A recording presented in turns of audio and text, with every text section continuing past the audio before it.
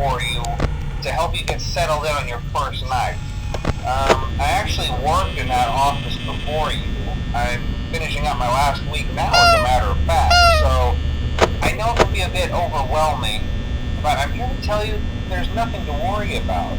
You'll be fine. So let's just focus on getting you through your first week, okay? Let's see. First, there's an introductory greeting from the company that I'm supposed to read. It's kind of a legal thing, you know. Welcome to Freddy Fazbear's Pizza, a magical place for kids and grown-ups alike, where fantasy and fun come to life. Fazbear Entertainment is not responsible for damage to property or person. Upon discovering that damage or death has occurred, a missing person report will be filed within 90 days or as soon as property and premises have been thoroughly cleaned and bleached and the carpets have been replaced. Blah, blah, blah. Now, that might sound bad, I know, but there's really nothing to worry about. The animatronic characters here do get a bit quirky at night, but do I blame them? No. If I were forced to sing those same stupid songs for 20 years and I never got a bath, I'd probably be a bit irritable at night too. So remember, these characters hold a special place in the hearts of children and we need to show them a little respect, right? Okay. So just be aware, the characters do tend to wander a bit. They're left in some kind of free roaming mode at night. Something about their servos locking up if they get turned off for too long. They used to be allowed to walk around during the day too, but then there was the bite of 87. Yeah, it's amazing that the human body can live without the frontal lobe, you know? Now, concerning your safety, the only real risk to you as a night watchman here, if any, is the fact that these characters, if they happen to see you after hours, probably won't recognize you as a person. They'll most likely see you as a metal endoskeleton without its costume on. Now, since that's against the rules here at Freddy Fazbear's Pizza, they'll probably try to forcefully stuff you inside a Freddy Fazbear suit. Now, that wouldn't be so bad if the suits themselves weren't filled with cross beams, wires, and animatronic devices, especially around the facial area. So you can imagine how having your head forcefully pressed inside one of those could cause a bit of discomfort and death. The only parts of you that would likely see the light of day again would be your eyeballs and teeth that pop out the front of the mask. Yeah, they don't tell you these things when you sign up. But hey, first station of the breeze. I'll chat with you tomorrow. Check those cameras and remember to close the doors only if absolutely necessary. Gotta conserve power. Alright, good night.